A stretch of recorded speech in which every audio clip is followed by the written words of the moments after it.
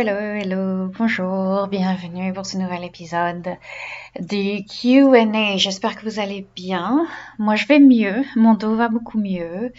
J'ai été super sage et je suis très très contente en fait. Je suis très contente parce que j'ai vachement changé mon rapport aux blessures. Il y a encore quelques années, par exemple quand je me suis blessé le poignet, euh, j'avais beaucoup de mal à ralentir malgré ma blessure.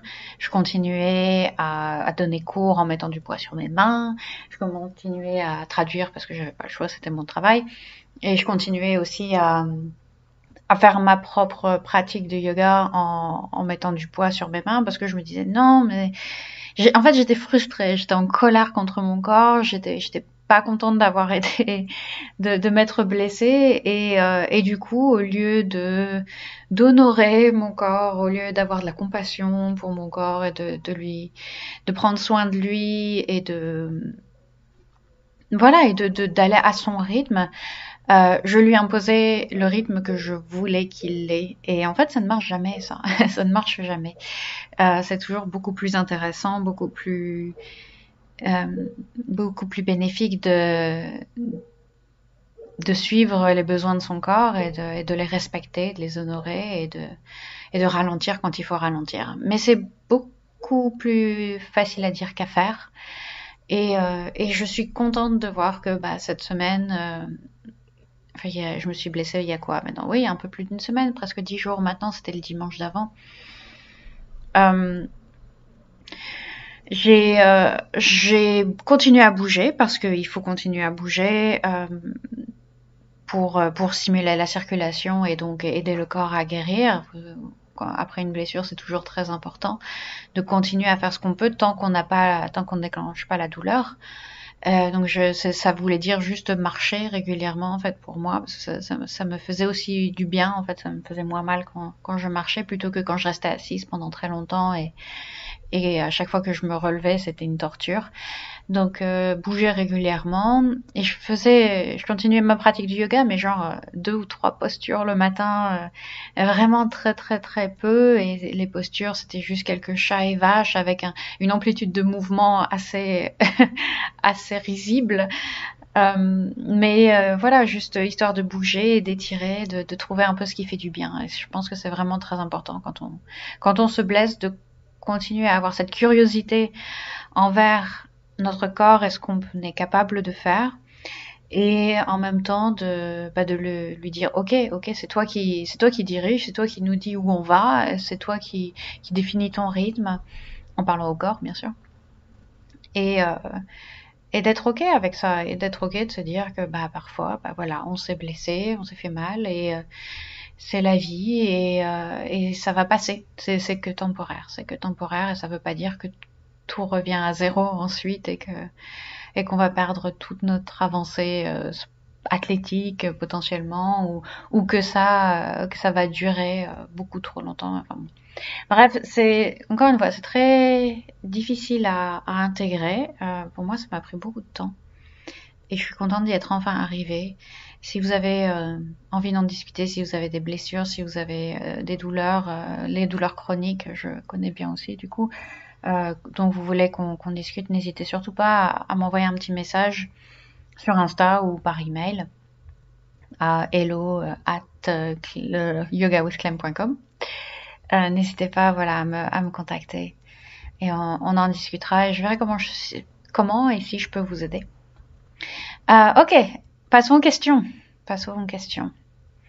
La première question. As-tu des conseils pour se remettre à bouger tout doucement après une opération? Donc une césarienne dans mon cas. Je ne parle pas encore de reprendre le sport à proprement parler, mais des petites choses. Je suis toujours partagée entre la crainte d'en faire trop ou de faire un mauvais mouvement qui risque d'aggraver les choses et l'envie de recommencer une forme d'activité physique, même hyper douce, du type yoga assise, tai chi, marche, etc. Pour le moment, je suis mon feeling qui est devenu plutôt bon avec le temps grâce à toi, mais je veux bien ouvrir la discussion sur le sujet. Alors c'est rigolo parce que j'ai pas fait exprès, mais c'est assez lié à à ce dont je parlais juste avant. Pour mon cas, c'était une blessure. Pour toi, c'était évidemment une opération. Donc on n'est pas dans le même ordre d'idées en termes d'intensité, de de l'impact sur le corps. Mais voilà, du coup, bon, je t'avais répondu en privé, mais je vais répondre aussi ici parce que je pense que c'est important de rappeler certaines choses à tout le monde.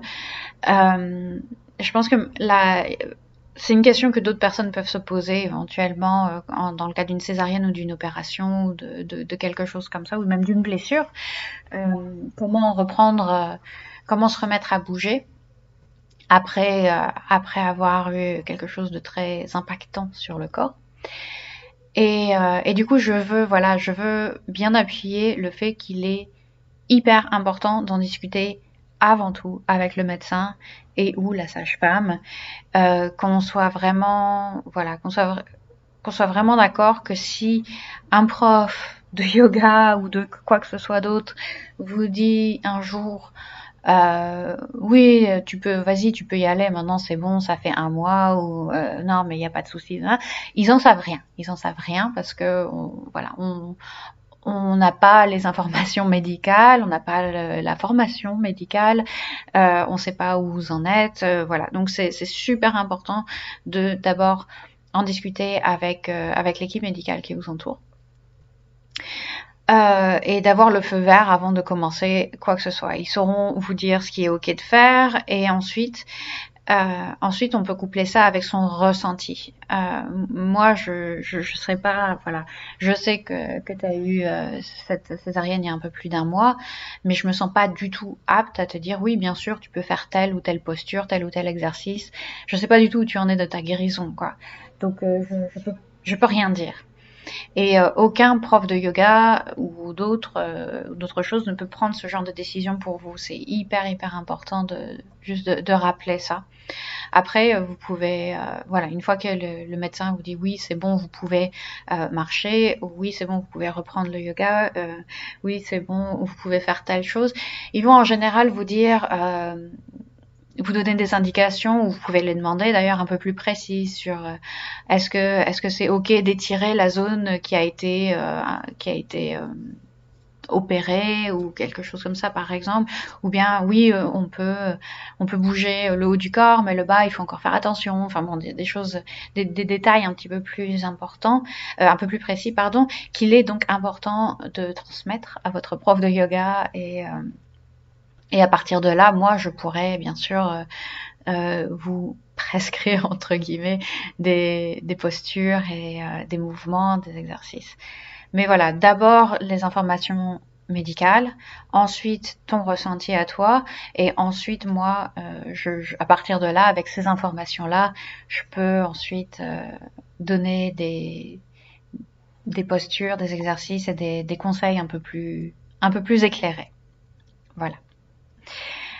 Deuxième question. Je me demande, est-ce que tu vois une différence pour réaliser les postures selon la taille des gens? Étant grande, j'ai toujours eu l'impression que c'était plus difficile d'être souple, ou plutôt que ça changeait les proportions et qu'on ne pouvait pas faire alors je pense que c'est le mot exercice, les exercices de la même manière. Ou alors, j'ai juste des bras trop courts, c'est possible aussi. Alors, perso, je vois pas de différence en fonction de la taille, au niveau de la souplesse ou quoi que ce soit, mais en fonction des proportions, oui, beaucoup. Donc c'est pas vraiment une question de taille, de grand ou de petit, mais plutôt du rapport entre la longueur des membres et du torse, par exemple. Quelqu'un qui a des petites jambes mais un long torse va souvent avoir plus de facilité à toucher le sol sans plier les genoux, par exemple, par rapport à quelqu'un qui a la configuration inverse avec des très longues jambes et un torse beaucoup plus petit, puisque forcément il faut aller beaucoup plus loin pour arriver jusqu'au sol. Donc c'est plus des questions de proportion. Ou bien les exercices qui sont souvent des exercices pour les abdos où on a les bras au sol, donc les mains au sol, on est assis au sol par exemple avec les jambes croisées. On pousse les mains au sol et on essaye de soulever le corps en ayant donc juste les mains au sol et de ramener les jambes vers l'arrière. Bon là c'est pareil, si on a des très longs bras par rapport au torse, forcément on va avoir beaucoup plus de facilité à décoller les fesses du sol et à ensuite faire passer les jambes. Alors que si on a des bras trop courts par rapport au torse trop court, juste pour cet exercice-là, hein. Si on a des bras super courts et un long torse, bah, on va à peine pouvoir toucher le sol et encore moins lever les fesses. Donc je sais pas si c'est super, si vous arrivez à visualiser ce dont je parle, mais en gros voilà, le sens, le point principal, c'est ça, que les proportions du corps sont hyper importantes. Euh, dans le yoga, quand on essaye de faire une posture en particulier, et c'est pour ça que dans une certaine mesure, ça sert à rien de se comparer visuellement avec quelqu'un d'autre, en fait, parce que on a tous des corps très différents, avec des proportions très différentes, une histoire très différente, voilà, une histoire aussi en termes d'athlétisme, ou de non-athlétisme, justement. Aussi. Si on est un athlète du bureau, c'est très différent de si on a fait du tennis pendant 25 ans. Donc ça va être voilà, très compliqué de se comparer à quelqu'un et de vouloir que notre posture ressemble exactement à ce qu'on voit quand quelqu'un d'autre l'a fait. C'est vachement plus facile à dire qu'à faire, encore une fois. Il faut juste, je peux vous dire toute la journée qu'il faut juste faire attention à votre ressenti, vous concentrer sur comment la posture, voilà, comment vous ressentez la posture plutôt que de vouloir atteindre cette forme en particulier. Je peux vous le dire toute la journée. C'est très difficile à vraiment intégrer et à éviter ce piège de la comparaison. On en est tous victimes, surtout à l'heure d'Instagram, tout ça, avec les super photos des gens dans des postures incroyables. Mais voilà, il faut bien comprendre que les personnes qui sont sur ces photos, souvent ce sont des gymnastes aussi à la base, donc elles ou ils ont un avantage non négligeable. Et puis, ils font ça toute la journée. Et puis, ils ont aussi un corps qui est particulièrement adapté à faire les postures qu'il ou elle démontre. Et puis, ils vont forcément montrer le meilleur shot, la meilleure photo, de la meilleure posture voilà, qu'ils arrivent à faire. Je veux dire, moi, si vous remontez mon Instagram, maintenant, je poste plus beaucoup de postures, justement, un peu extrêmes parce que j'ai grandi, on va dire, et ça m'intéresse beaucoup moins de faire ce genre de posture où la souplesse est super forte et super poussée. Mais si vous remontez dans mon Instagram, vous allez voir beaucoup de postures où j'ai manifestement des jambes très souples, où j'arrive à passer ma jambe un peu derrière la tête, tout ça. Vous allez voir très peu de backbend super intense parce que ça, c'est clairement pas ma force. Donc, je vais beaucoup moins me montrer en train de faire des backbends qu'en train de faire le grand écart. En tout cas, à l'époque, c'était comme ça parce que je voulais montrer ce que j'étais capable de faire. Donc, bref, je digresse un peu, mais l'idée, c'est ça. C'est qu'il y a la taille, oui, j'ai vraiment beaucoup digressé.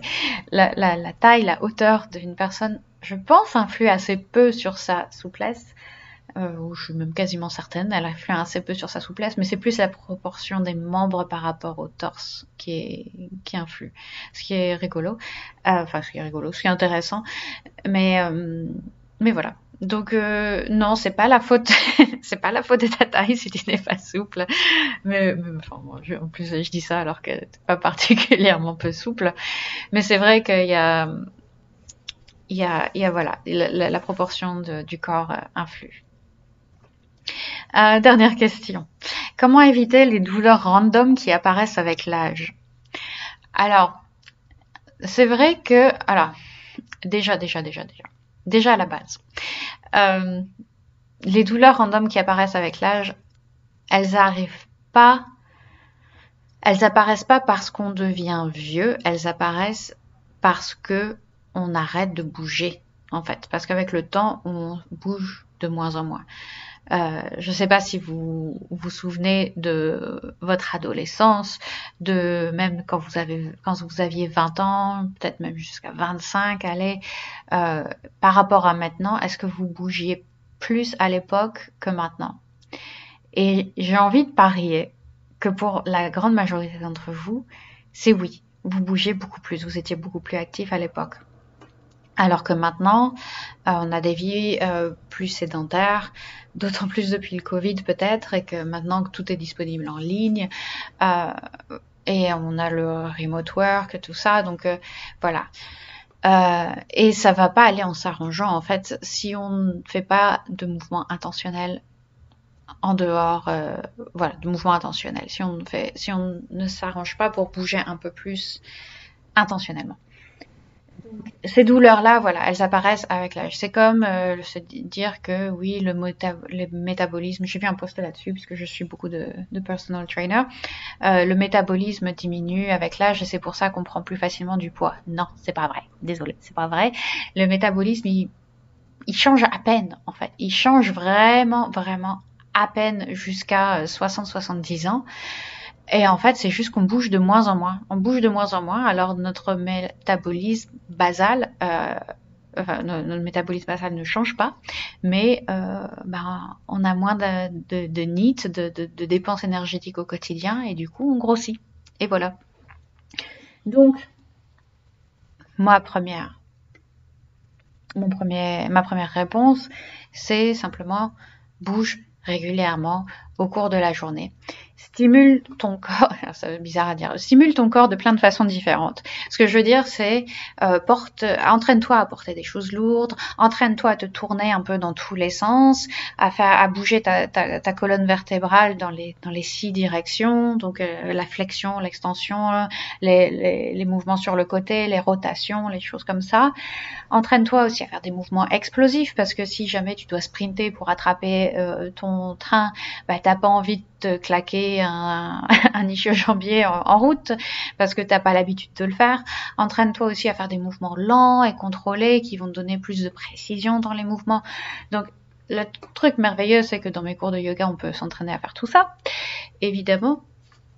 Mais il y a plein de façons de le faire aussi en général. Mais si tu veux qu'on regarde ça en particulier, n'hésite pas, bien sûr, c'est quelque chose que je fais avec mes clients pour que justement il n'y ait pas ces douleurs random qui apparaissent, parce qu'elles apparaissent parce qu'on ne bouge plus, parce on fait pas grand chose de notre vie, de notre quotidien, et on arrête d'avoir justement ces mouvements un peu chaotiques qui font le sel de la vie, j'ai envie de dire.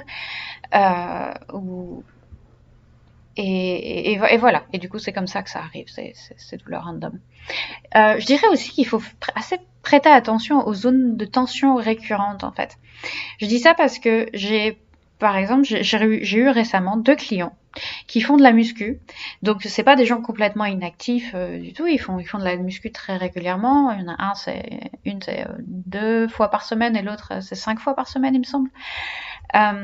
Et ils m'ont parlé de la même douleur dans le cou. En fait, ils ont tous les deux la même douleur au niveau du cou et du haut des épaules, dans les trapèzes. Et en fait, ces muscles du cou, du haut des épaules, se contractent fortement quand on porte des poids par-dessus la tête. Ça travaille, ça se tend assez fortement. Du coup, j'ai travaillé avec eux à détendre cette zone-là, avec du mouvement, du massage, etc. Et je dis ça parce que c'est important aussi de contrer nos habitudes au quotidien. Donc, si vous avez, même si vous bougez régulièrement ou si vous avez une activité sportive, vous avez ce mouvement assez répétitif qui revient. Donc par exemple, les poids par-dessus la tête qui font toujours se tendre la même zone dans le cou, ou bien si vous êtes un sportif du bureau et que vous êtes toujours assis dans la même position, eh ben, il va falloir travailler autre chose. Donc, il faut toujours avoir une pratique qui est un peu plus intelligente que nos habitudes pour contrer ça et éviter l'apparition de ces douleurs avec le temps. Voilà.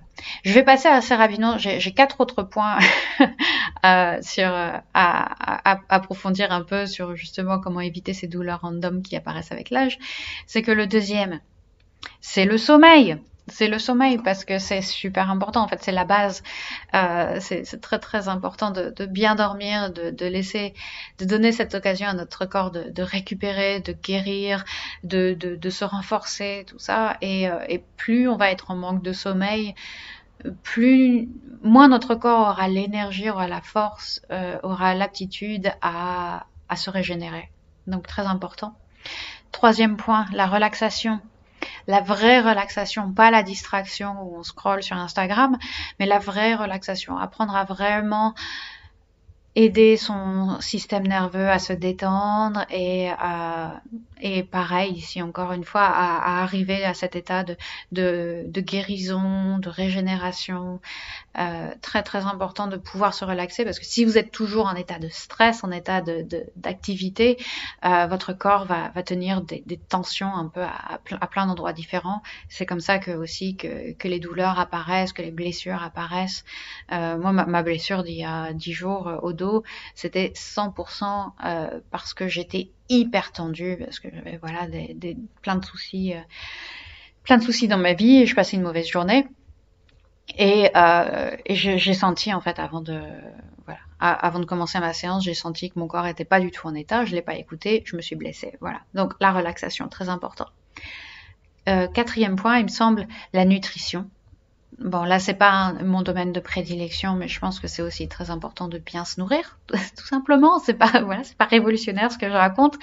Et voilà, de bien soutenir son corps, de pas manger n'importe quoi, de pas boire n'importe quoi, de pas fumer n'importe quoi, voilà, de bien nourrir son corps.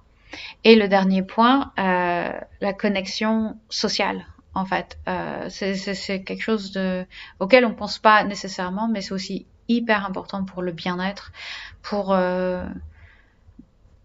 pareil pour réguler le stress en fait et pour ouais pour être bien dans sa peau, pour être bien dans ses pompes, c'est une composante qui est aussi très importante d'avoir un bon réseau social, au sens propre du terme, un bon cercle d'amis, cercle de proches sur lequel on peut se reposer, qui va également nous aider à ne pas avoir autant de tension dans le corps, dans l'esprit et à se sentir qu'on fait partie de quelque chose, partie d'un groupe et qu'on est entendu, qu'on est accepté, qu'on est vu, etc.